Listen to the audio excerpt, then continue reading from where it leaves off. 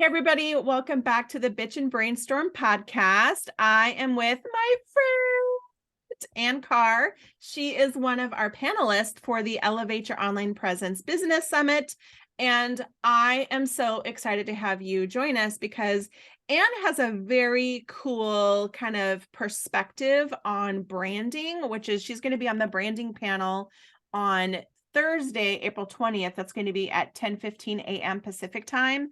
And one of the things that I love about Ann is that she has kind of brought in like community activism and fundraising and like partnering with an organization as, you know, as a way to give back has become a part of her business brand. And so, Ann, could you first of all, tell us a little bit about yourself, but then tell us how did this happen for you? So I grew up in the Outback in Broken Hill, Australia. So I'm a little bit of a tomboy underneath all this. The red bush and red dirt and salt bush. And so I kind of grew up to have a little bit of a sense of humor back there too. So I live in California, been married for 29 years and three awesome sons. And I was a bit of a tomboy, didn't really know much about makeup and kind of fell into it. And I also have been a martial artist for a really long time. So when I came into the makeup business, I also found out that the mission behind the company was to help women heal from child sexual abuse. And so when I found out that, I'm definitely purpose-driven with the mission. And so I created my self-defense classes that I donate 100% back to this charity called Sapria. And it just kind of ties everything in with empowerment and validating and uplifting and inspiring, and also teaching women and men how to protect themselves. Kind of all ties in. Yeah.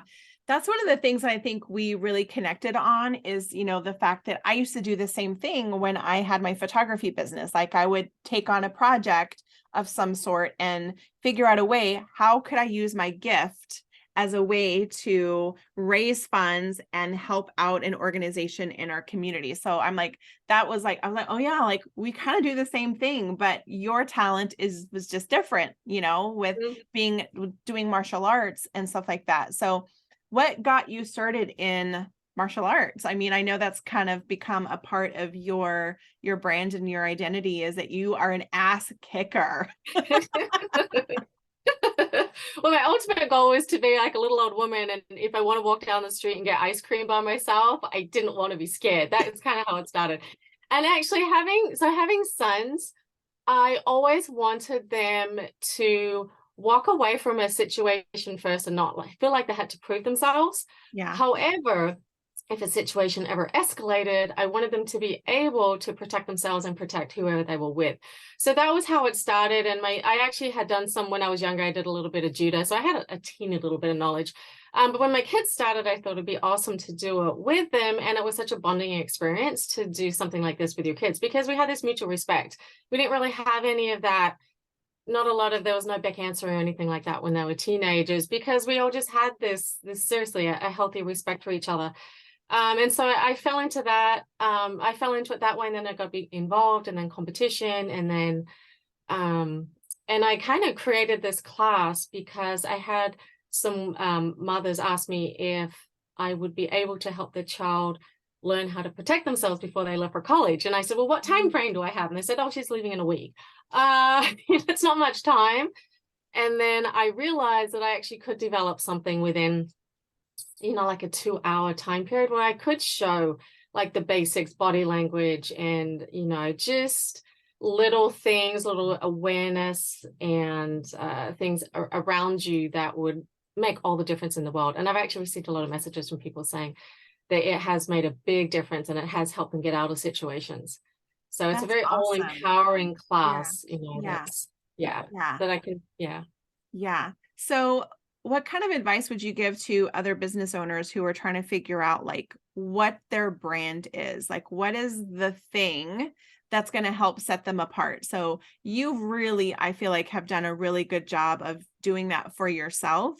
But was that intentional? Did it happen by accident? Or what made you decide that this was going to be your purpose and mission in life? I think if you slow down and listen to your gut, then that's what will lead you in that direction, because you kind of innately know what you love. And even if you kind of push it down, or you think, oh, people aren't going to like that, or maybe I'm going to get judged, you're going to get judged anyway. So you may as well give them something to talk about, is one of my most favorite sayings. So follow your heart. And then how can you use that to apply to your mission, or, you know, an organization that you want to help, or how to find out, you know, how to help other people. I think follow your instinct, and then it will kind of keep bubbling to the surface. It's a little thing that's sitting there when you're quiet, and it just keeps kind of popping up, like, oh, okay. Yeah. And we're all different, and that's the amazing thing about it. We all have our own beautiful, unique, authentic qualities, and if you can find those and bring them out, then that's what the world needs to hear, because it's going to come through in your voice, it's going to come through in your actions, it's going to come through in your body language. People know when you're passionate about something, and if you can find that passion, and then how can you use that or tweak that to help you, or you know, help you in your business, but also help other people. Yeah. One of the things I learned for myself was that it was a lot easier for me to like promote myself and stuff like that if I had a mission behind it. Like, we're raising funds for somebody else.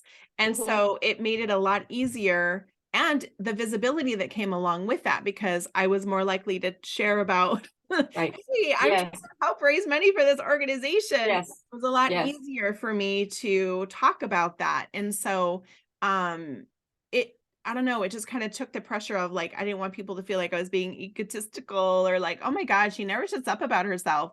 But if I'm doing it this way, it's not for me, it's for someone else, you know? And so I think, you know, I love what you're saying, that you gotta like find the thing within you where your interests lie. Because if you're like, I really want to help all the animals, okay, great. Do something that is helping animals. If you really want to help kids who have been abused, great. Find an organization that is in alignment with your values, you know, and then figure out a way that you can partner with them. And how can you, you know, use your business as a way to raise funds. So whether you're doing an event, or whether you're saying, I'm going to donate all of my sales from XYZ to this organization, I don't know. You got to figure out something though. But I think it's listening internally. And if you're like, I don't know what to do, I think you need to have a conversation with Anne. Definitely. Right? Yeah, it can be a win-win for all of you, right? Yeah, it's your business, it's a win for your purpose and your mission, and whoever you're supporting for funds, and it's also for your customers, because they're happy as well. It's win-win for everyone. It's a complete win-win. So how often do you do any sort of fundraising activities in your business? I feel like I'm kind of ongoing. I'm always doing it in some capacity, just because it's a part of me at this point. I'm always talking about it, or I'm always encouraging people to, you know, do something that's, you know, not just to help my mission, but their own mission. I teach my ACE classes whenever I have spare time. So, and then of course, anytime there's sales, every part of my sales goes. So every time I make a sales, you know, it goes. So it all ties in together in your lifestyle. I feel like it just, when you're following your gut and your passion, that just kind of rolls off your tongue all the time. It's with you all the time.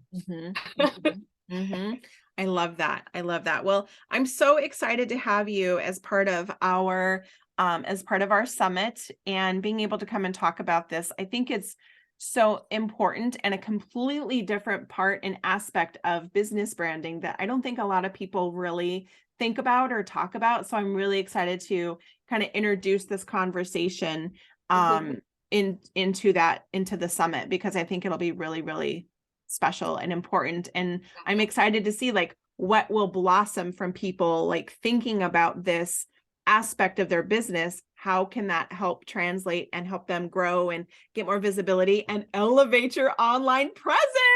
Yes. Like, that's the whole purpose of this, right? So how can you use fundraising and campaigns to help another organization? How can it help you elevate your online presence? Boom.